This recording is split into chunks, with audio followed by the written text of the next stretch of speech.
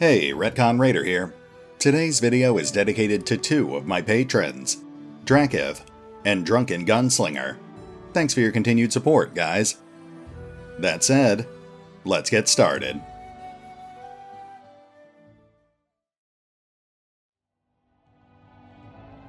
Welcome back to episode 4. Now, last time we protected Oleg's trading post from the Stag Lord's men, had our first encounter with the Guardian of the Bloom, and officially began our exploration of the stolen lands, ultimately culminating in a confrontation with our would-be rival, that scoundrel Tartuccio. We'll be getting started in just a moment, but first, I asked you guys for feedback on whether or not to use the pre-order items, and general consensus seems to be that it's just fine. In fact, I don't think I saw a single person actually object to it. I actually had a few people ask if I could make use of all the pets, so we'll be sure to pick them up the next time we pass through Oleg's. Anyway, let's have a look around. It seemed from afar to be but cracks in the stone, but turns out to be a faded image of the sun. A grinning jackal skull has recently been scratched on top of the image.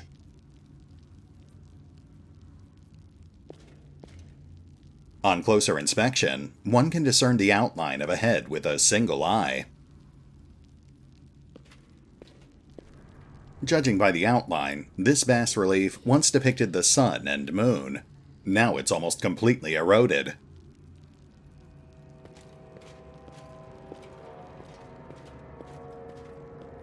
The image carved in the stone has almost completely worn away over the ages.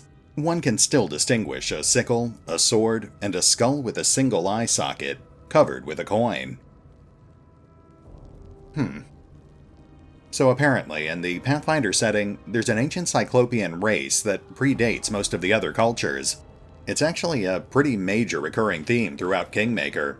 This is just one of the many Cyclopean ruins scattered across the stolen lands. Of course, that doesn't actually tell us what Tartuccio was looking for, but I do have my suspicions. Well, there's our first magic weapon, a +1 longsword. We'll go ahead and equip it for now, but I don't think we'll get much use out of it. Kind of hard for me not to notice that graphical glitch, now that someone's pointed it out to me.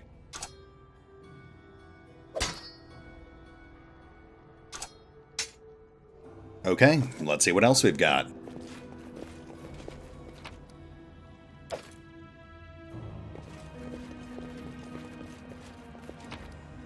Ooh, there's our first piece of an artifact, a scorched fragment of a necklace. We'll be able to reassemble that once we get to Act 2, assuming we actually find all the pieces.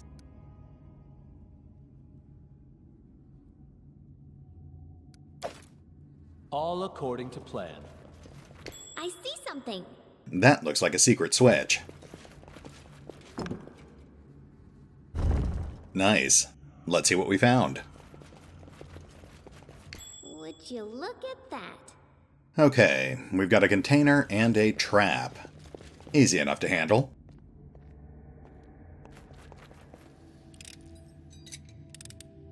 Applause, please. Good job, Lindsay. A bas-relief of the sun, long eroded. The vague outlines of 4 strange creatures have been carved over it. Well, some minor valuables and some interesting flavor text. I was expecting more, but I guess that's enough. Oh. My search was not in vain. Guess we're not quite done. Let's see here. An ancient Cyclops coin. Makes sense. The ancient Cyclopeans worshipped Charon, who, much like his counterpart from Greek mythology, required a token payment before he would carry a lost soul into the afterlife. Anyway, looks like the only other passage has collapsed, so I think we're done here. Moving on.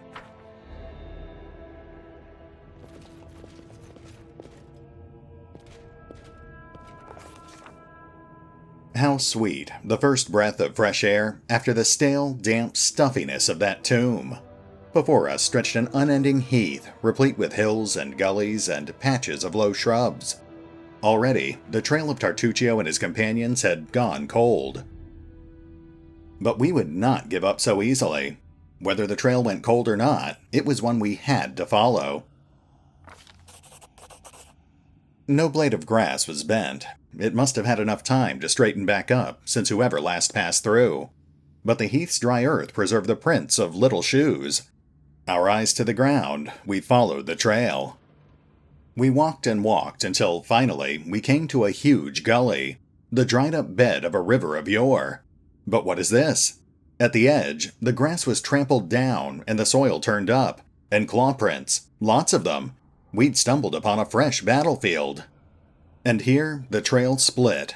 One set of footprints walked away from the battle and down into the gully. The brave footprints that faced down their enemies followed the path along its edge. We tried to imagine who or what left those claw marks.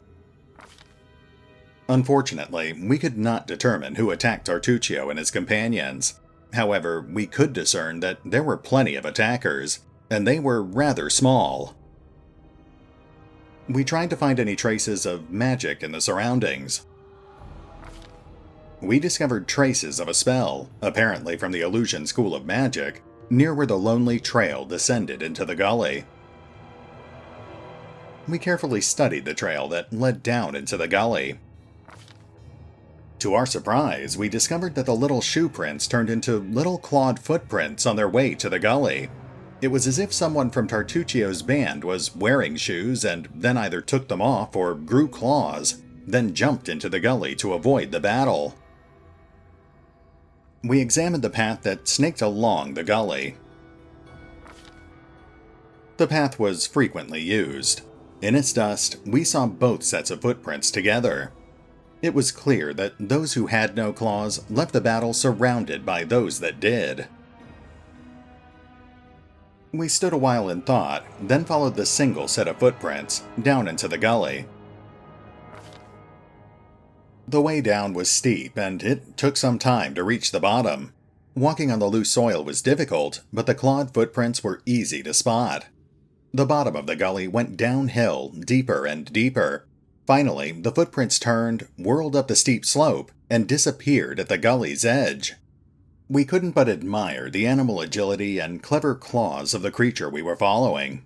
The slope before us was as tall as 2 tall men and ended at a hanging crest. Climbing such a slope would be no easier than climbing a sheer wall. However, a long, steady-looking root stuck out of the ground from the top. There was one brave hero among us who decided to try her luck and climb the root. All right, Lindsay, you're up. After tugging on the root, Lindsay took a deep breath, grabbed it with both hands, and began the difficult ascent. Pushing with her feet against the slope and grabbing the root with both her hands, she climbed higher and higher. Only her heavy breathing and the faint creaking of the root broke the deadly silence. Suddenly, dust poured down from the top of the slope, and the root began to slide from the ground. Keeping her wits, Lindsay shifted her weight to her legs and froze. After a tense moment, she continued her journey, and soon had reached the top of the slope. After catching her breath, she lay on the ground and offered her hand to help the next of us up. After climbing out of the gully one by one, we easily found the clawed footprints again, and moved forward. The air grew tense. We sensed that we were approaching our target, and our intuition proved correct.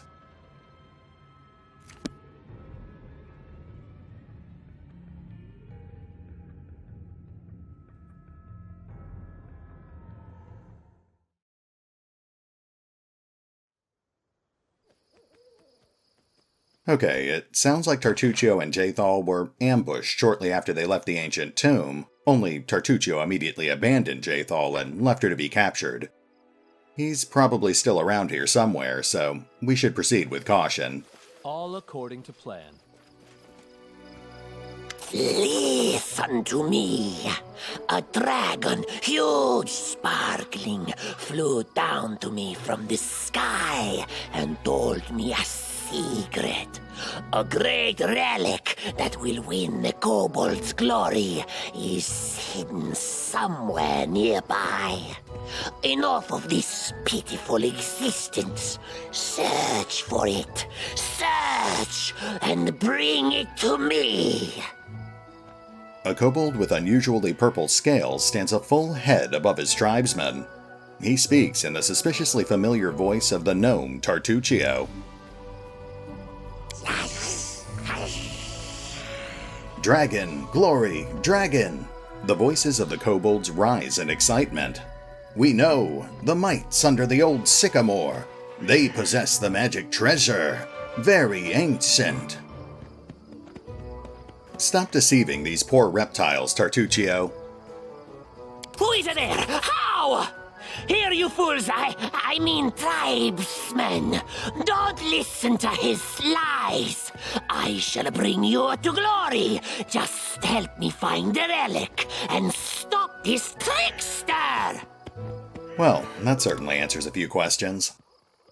Enemy approaching. Okay, let's take him down. Or maybe not. Looks like he's actually running again. I'm sure it's not the last we'll see of him.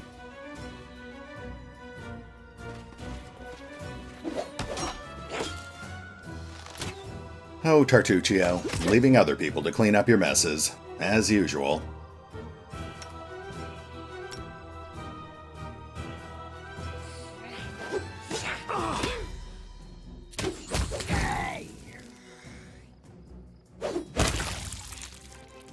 Poor guys.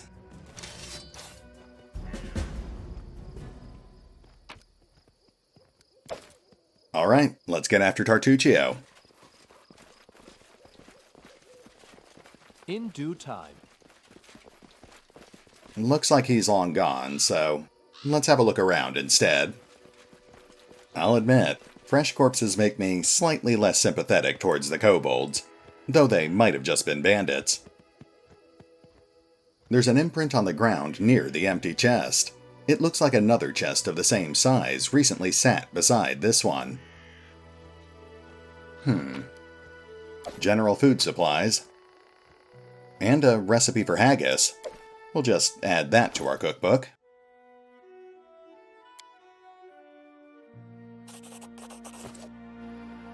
Let's see what else we've got around here.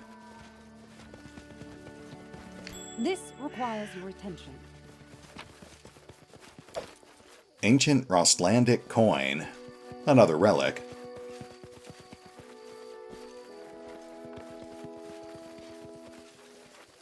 Hold on. That patch of debris looks pretty distinct. Yeah, that's what I thought.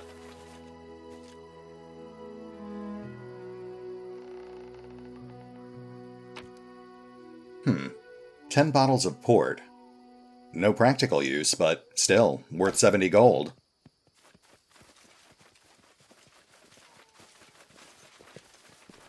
That is not far.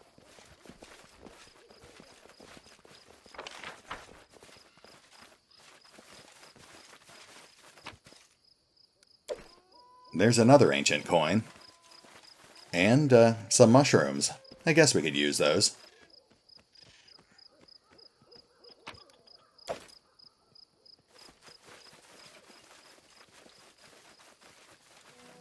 As it should be. Oh, and, one more chest. With 10 more bottles of port. Maybe these guys were smugglers hiding their latest stash, or maybe they were just bandits getting drunk on their latest haul. Either way, notice all those empty bottles scattered around their camp. That's actually a nice little bit of visual storytelling. Anyway, moving on.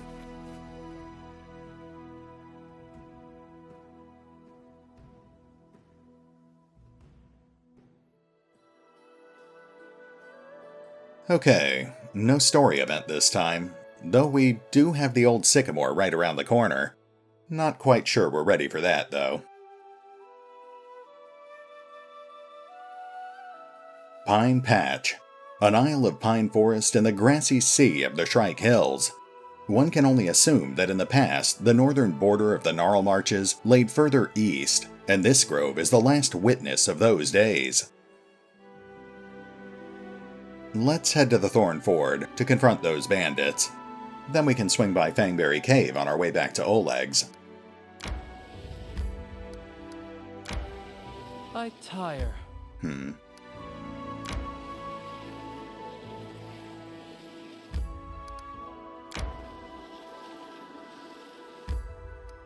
Okay, let's get some rest before we head in.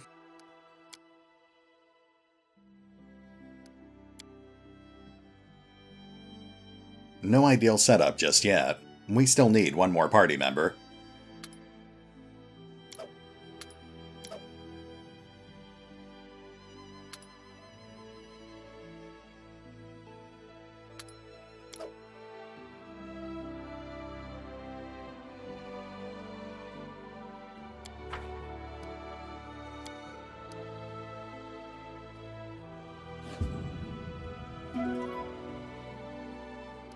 Alright, could have been better, certainly could have been worse.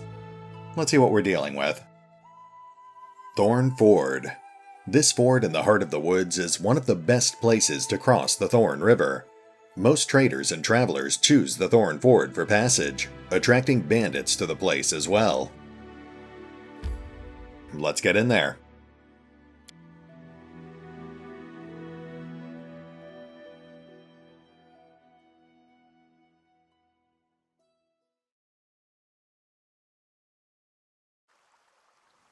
It's like a blizzard, but hot.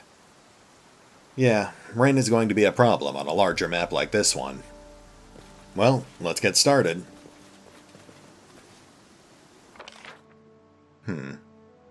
Okay, let's start with this side of the river.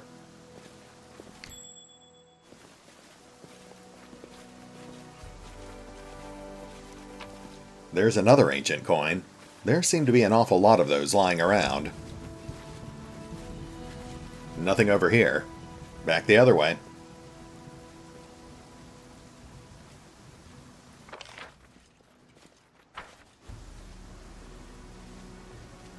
There's the crossing.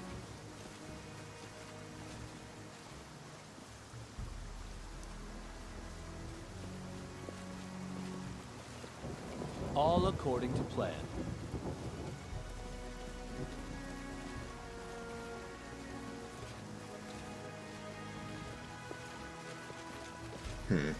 We'll need to check that side of the river too, but one thing at a time. In due time. Okay, let's get to the other side.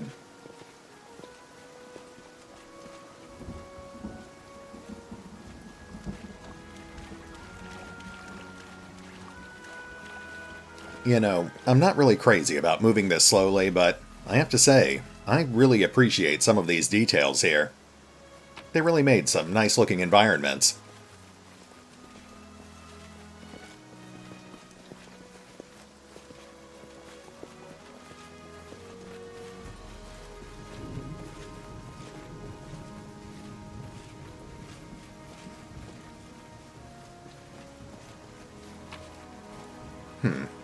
A potion of Vanish. Very limited, but potentially useful.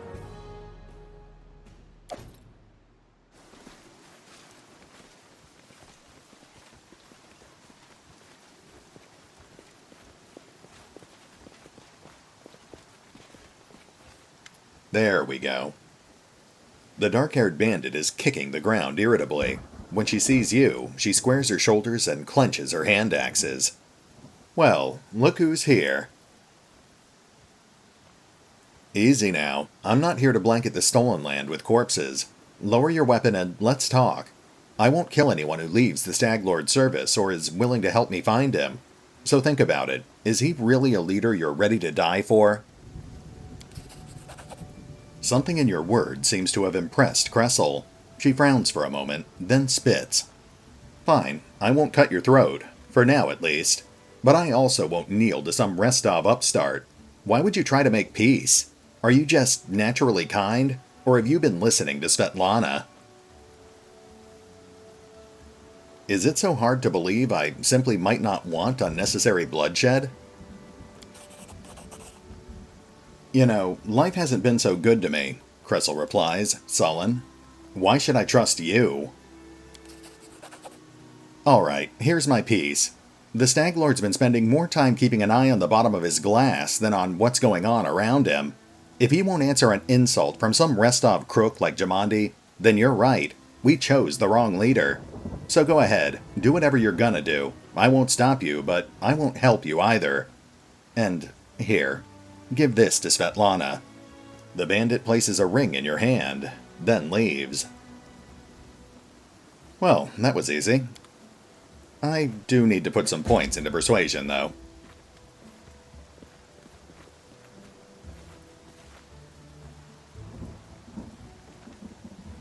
We may have missed the loot and XP for actually fighting the bandits, but I think it pays off in the long run. We've still got a ways to go before we hit level 3, though. Alright, let's search their camp. Hey, it's Jod. He wasn't here in the beta.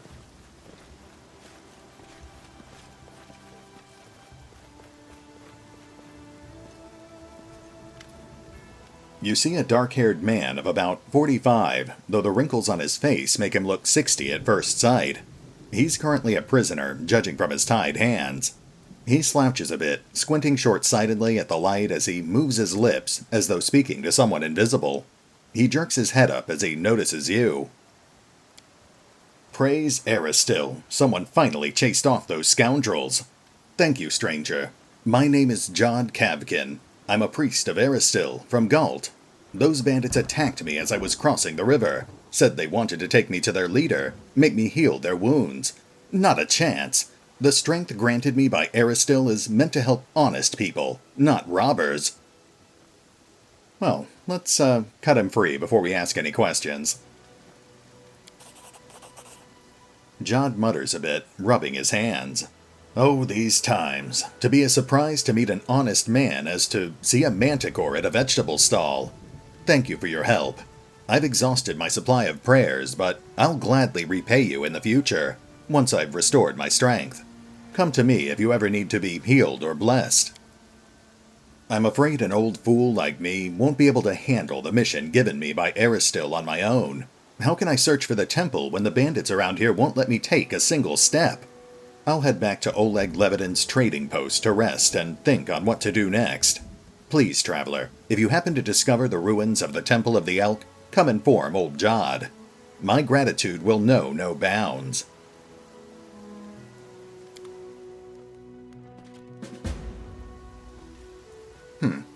Back in the beta, Jod just kind of showed up at Oleg's after you dealt with the bandits.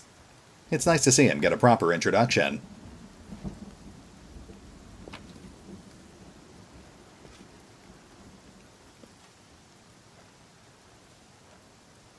Okay, let's take a look at those orders.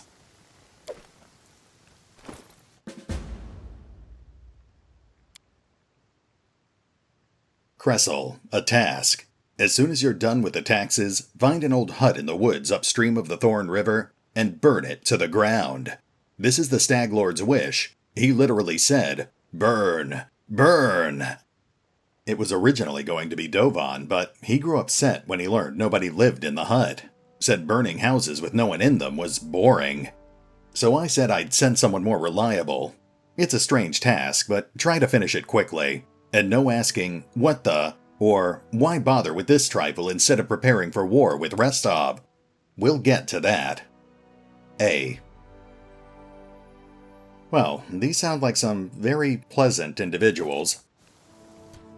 More importantly, if the Stag Lord wants that hut destroyed, that's all the more reason for us to go check it out. Let's finish searching the area, and then we'll start heading in that direction. That is not far. A trivial matter. A couple of scrolls. Nothing all that great, though.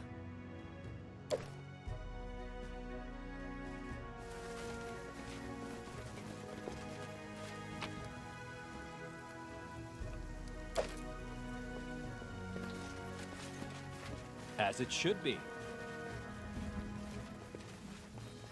A watchtower. The bandits seem to have planned to seriously secure the area.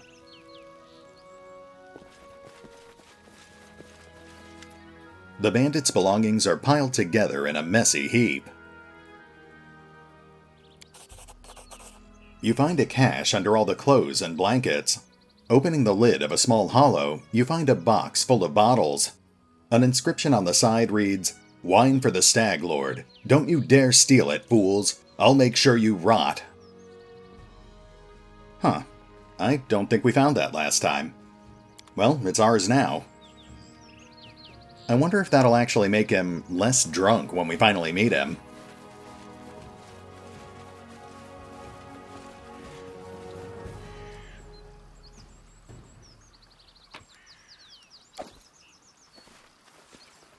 What's that? In due time. There's a trap. I see something. Given the positioning, we can probably assume that's for passing merchants. Who will prevail? Does it matter? That didn't go as planned. Alright, Lindsay, back off.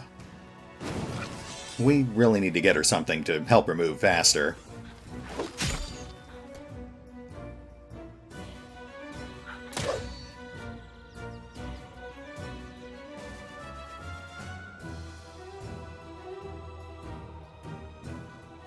Look at me, Gorum! All according to plan. Okay, let's try this again. It's just not my lucky day. Come on, Lindsay. The odds are really in our favor here, so we're just having some bad luck. There we go. Okay, let's keep moving. Follow my lead. Oh, nice. That's another fragment of that necklace. I think there's 9 in total, so we've just got 7 more to go.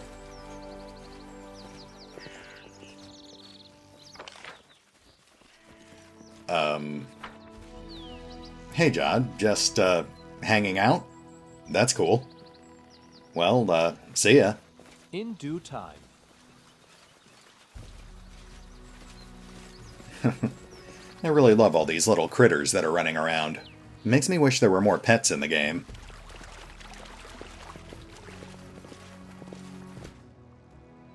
A sturdy cart with weapon marks along the sides. You know, I don't think the bandits really understood the concept of overhunting an area. Ooh, that looks promising. Nice. That's our first ring of protection. Not counting the gift that we got from Tartuccio, of course. It's not much, but we'll put that right on Amiri. We're definitely going to need much better equipment before we can take on the Stag Lord.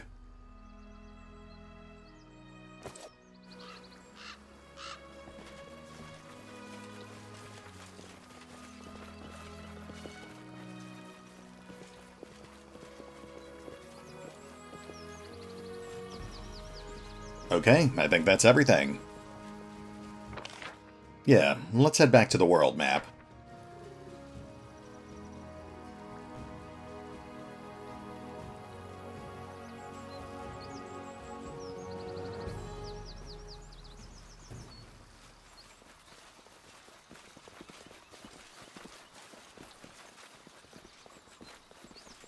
As it should be.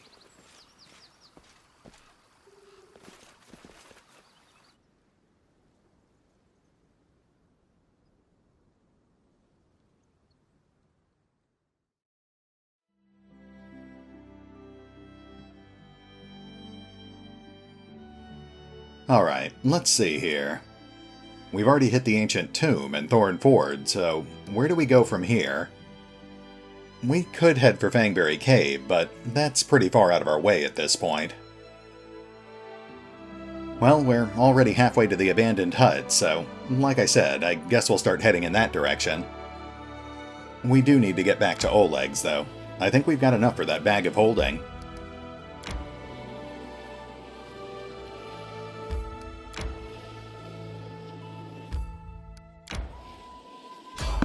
Uh-oh. Okay, here we go.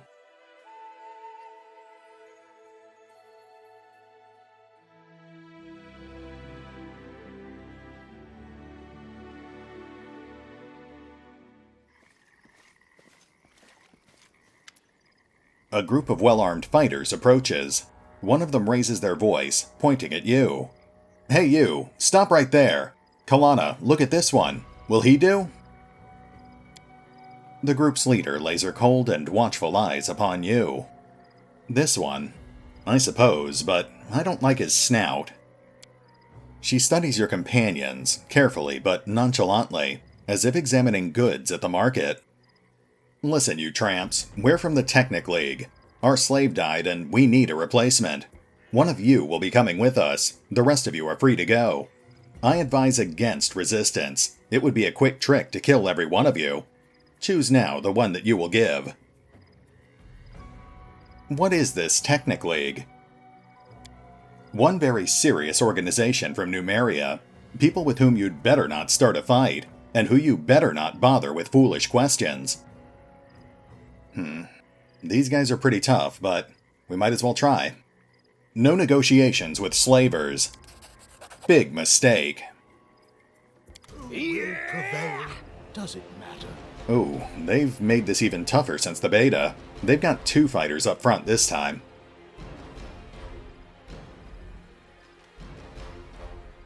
Okay, I think we can handle this.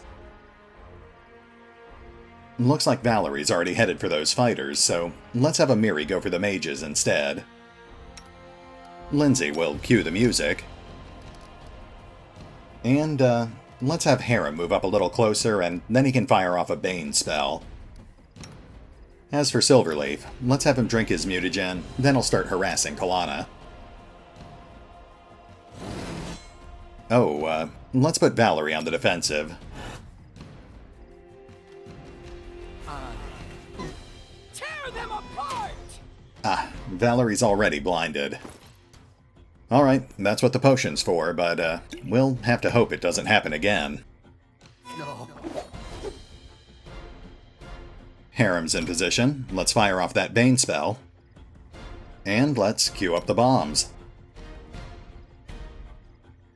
In fact, let's double down here. We'll have Lindsay go after Kalana as well.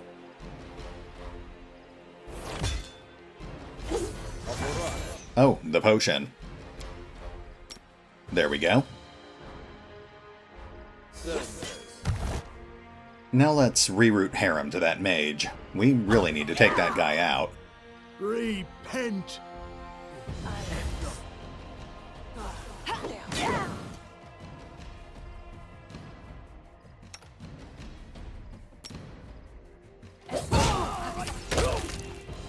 Okay, their mage is down. Let's go after Kalana. She's still pretty dangerous, though. Let's hedge our bets with some magic missiles. Oh, scratch that. We've got a fighter coming for our back line. Let's see if Lindsay can neutralize him.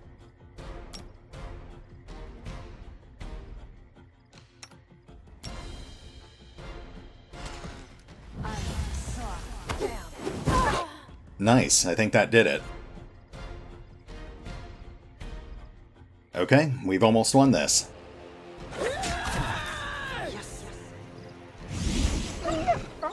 You have crossed paths with the Technic League. This shall be your undoing.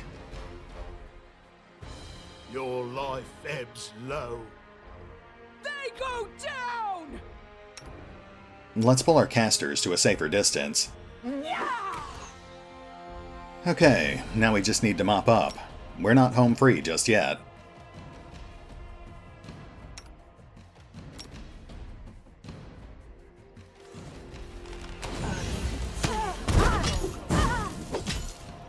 Yeah, we've got this.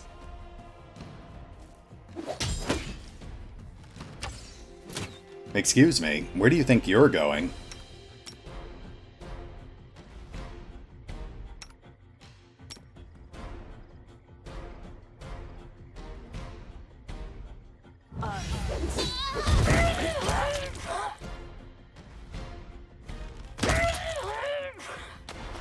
Whew, okay.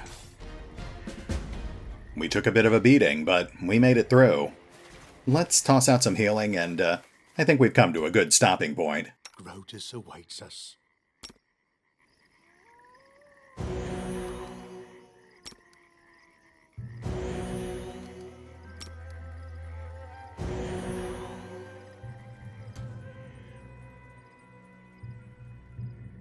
I am prepared.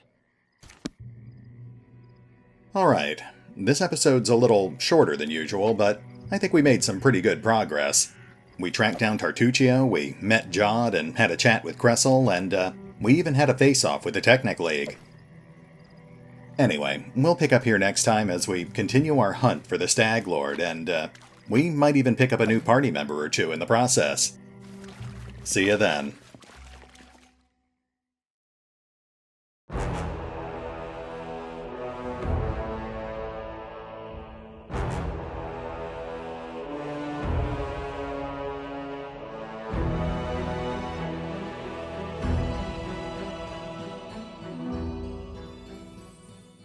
Oh, and remember, although I do love playing Pathfinder Kingmaker, you can find out more about the game by visiting the official website, the official YouTube channel, the fan-run wiki, or the original crowdfunding campaign over on Kickstarter.